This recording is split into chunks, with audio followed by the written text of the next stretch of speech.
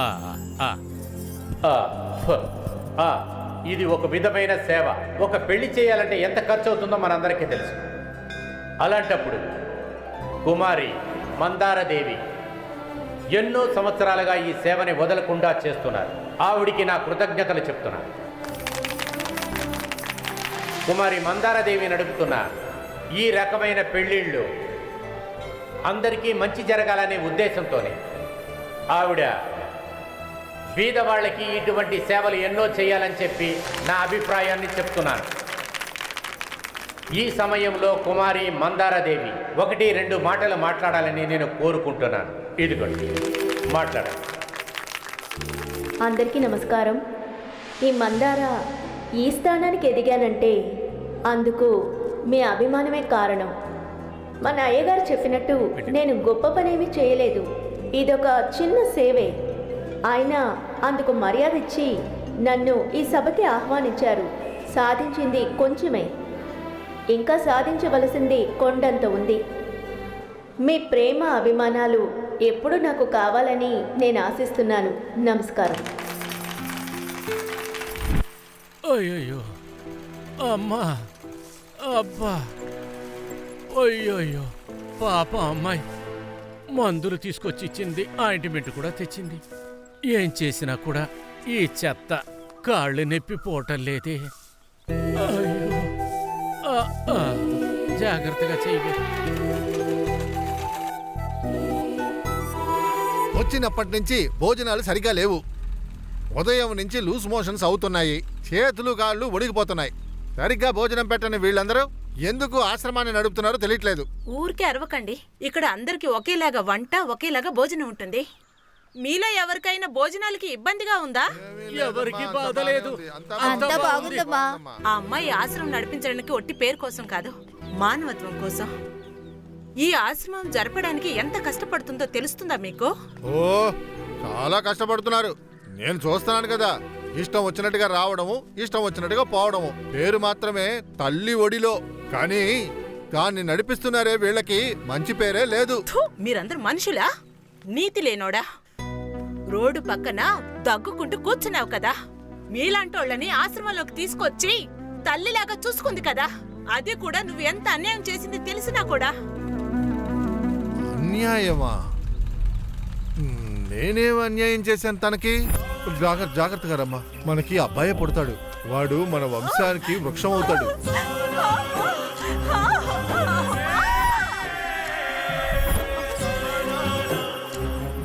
పుట్టింది ఆడపిల్లని తెలిసేసరికి చావని వదిలేసిపోయావు కదా. అదనే కాదు పాపాత్ముడా. అంటే పావని నా కూతురా? ఆ అమ్మాయి ఈ ఆశ్రమానికి తల్లిగా ఉంది.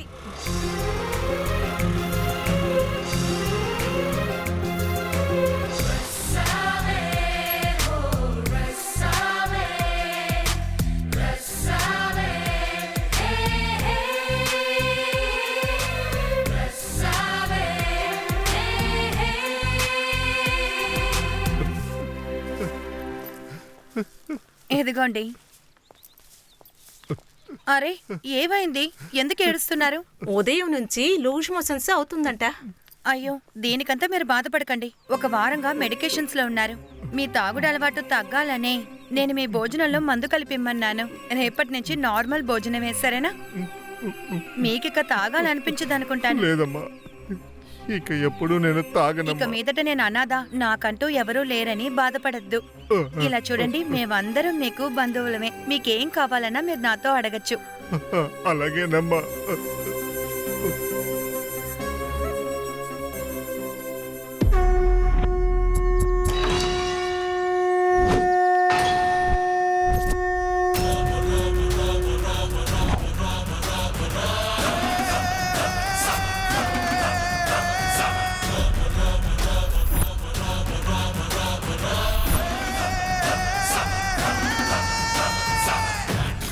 ఏడవకు, నీకు ధైర్యం ఉండాలి. చక్ర వ్యూహాన్ని ఎలా ఉపయోగించాలో నేను నీకు నేర్పిస్తాను. రా, వెళ్దాం.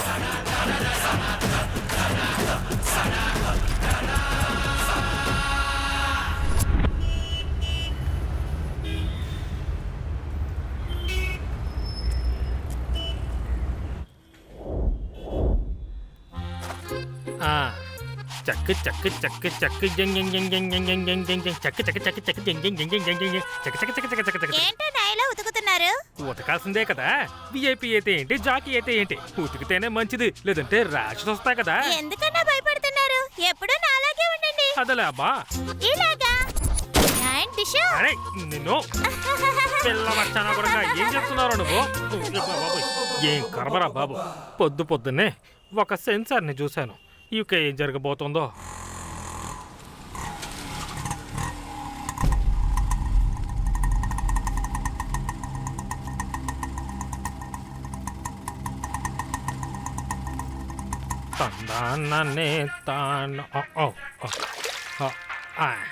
హలో, అమ్మాయిలు కట్టేది రాకి, ఇటుపక్క జాకి, అటుపక్క ఎవరు నాకు చెప్పండి.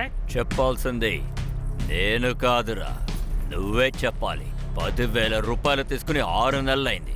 అసలు రాలేదు, వడ్డీను రాలేదు. అందుకే నేనే ఇప్పుడు నీ ఇంటికి రాబోతున్నాను. అన్నా, నిన్నే మీరు ఫోన్ చేసి ఉండాల్సింది కదన్నా. ఇప్పుడే కంబోడియాకి వచ్చి ల్యాండ్ అయ్యానన్నా. అన్నా, అంబోడియా కాదు, కంబోడియా. అప్పు తీసుకునే వాళ్ళందరూ ఇలా దేశం వదిలి పారిపోతే ఇక్కడ మా పరిస్థితి ఏంటి? సార్ ఏంటి నన్ను ఆటోవాడు మోసం చేశాడు. ఆంజనేయ బ్లాక్ అని చెప్పి కాంబోడియా దగ్గర దింపేసి వెళ్ళాడు. ఆంజనేయ బ్లాక్ ఎక్కడుంది? ఏమయ్యా, ఇది ఆంజనేయర్ బ్లాకే. దీన్ని ఎవరు నీకు కాంబోడియా బ్లాక్ అని చెప్పాడు? ఎవడా పిచ్చన కొడుకు? ఫోన్లో మీరే చెప్పారు కదా సార్.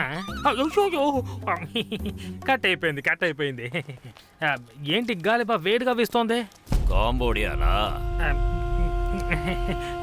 ఏయ్, కొట్టండి రావండి. దయచేసి చెప్పేది బాబు.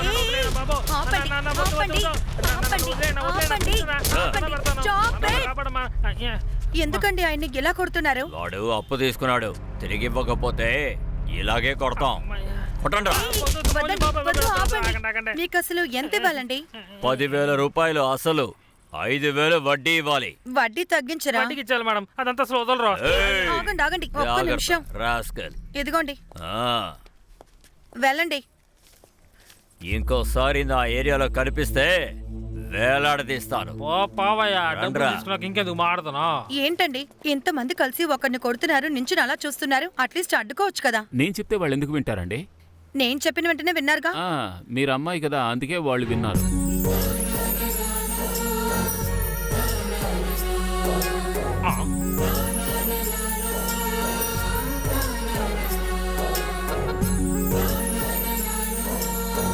పెద్ద సహాయమే చేశారు మేడం. మీ సహాయానికి నేను అసలు ఇంకేం చేయగలను, నాకేం అర్థం కావట్లేదు మేడం. ఏం పర్వాలేదులేండి, కష్టపడే వాళ్ళకి హెల్ప్ చేయడమే కదా ముఖ్యం. ఇంకా అది నా డబ్బు కాదు, అది ఆశ్రమం డబ్బు. దేని గురించి ఆలోచించకుండా ఇచ్చేసాను. త్వరలోనే ఆ డబ్బులు మీరు తిరిగి ఇచ్చేస్తారు కదా. అయ్యో, తిరిగి ఇవ్వడం గురించి మీరు అసలు ఆలోచించనక్కర్లేదండి. మోస్ట్లీ త్వరగా ఇచ్చేస్తానంటున్నారులా ఉంది. సరే ఇది నా కార్డ్, ఇందులో నా నెంబర్ ఉంది. అలాగా? డబ్బు అరేంజ్ చేసి నాకు కాల్ సరే. చేయండి, సరేనా? జాగ్రత్తగా సరే, ఓకే, వస్తాను.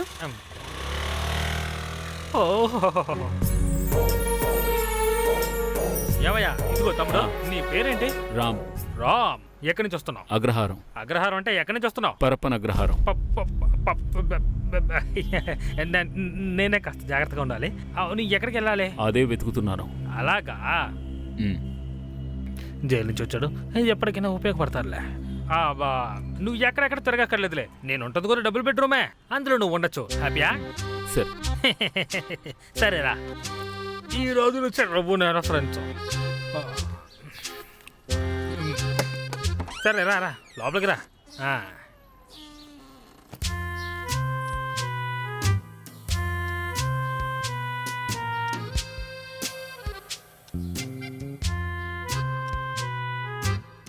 ఏం చూస్తున్నావు? అదే డబుల్ బెడ్రూమ్ ఇల్లు అన్నారు కదా. అరే ఏంటలా అంటున్నావు? ఇదిగో ఇక్కడ ఒక బెడ్ ఉంది, ఇదిగో ఇక్కడ ఒక బెడ్ ఉంది, డబుల్ బెడ్ రూము. కరెక్ట్గా చెప్పానా? ఇంకో 2 వేసుంటే 4 BHK ఇల్లు అయి ఉండేదిగా. ఇదిగో చూసావా, ఏదో పాప స్నేహితుడు ఉండడానికి చోటిద్దాం అనుకుంటే దాన్నే ఎక్కడుతున్నావా? వచ్చి కూర్చో. అరే ఒక్క నిమిషం ఆగు, ఇది తీసుకుంటా. అరే ఇంత డబ్బా? ఇవో, ఏంటి మొదటిసారి చూస్తున్నావా? అదే నీ దగ్గరే ఇంత డబ్బు ఉంది కదా, ఎందుకు వాళ్ళ దగ్గర దెబ్బలు తిన్నా? అడిగిన వెంటనే ఇచ్చుండొచ్చుగా. మై గాడ్, నాకు డబ్బులు తీసుకోవడం అలవాటు కానీ ఇవ్వడం అసలు అలవాటే లేదు. రోడ్డు మీద పడ్డాక డబ్బులు ఇవ్వడం. సరే, ఆ అమ్మాయి నీకోసం డబ్బు ఇచ్చింది కదా, మరి తన గతి? నేనా చెప్పాను నాకు డబ్బులు ఇవ్వండి అని? నేను అక్కడ క్లియర్ కట్గా చెప్పేశాను కదా. ఆవిడ దగ్గర నేను ఏ జన్మలో మీకు డబ్బులు తిరిగిస్తానో నాకు తెలియదని చెప్పాను అలాగా. ఇంత డబ్బుని ఇంట్లో ఉంచుకోవడం సేఫ్టీయా? 100 రూపాయలకి హత్య చేసే కాలం ఇది. ఏంటబ్బా ఇలా భయపెడుతున్నావు? భయపెట్టలేదు, జాగ్రత్తగా ఉండమని హెచ్చరిస్తున్నాను. జైలు నుంచి వచ్చారు కదా, అందుకే ఇలాంటి విషయాలు బాగా తెలిసి ఉంటుంది. సరే, దీన్ని ఏం చేద్దాం? బ్యాంక్ అకౌంట్లో వేసేయి. ఆ, నువ్వు సేఫు, క్యాష్ సేఫు. కరెక్ట్.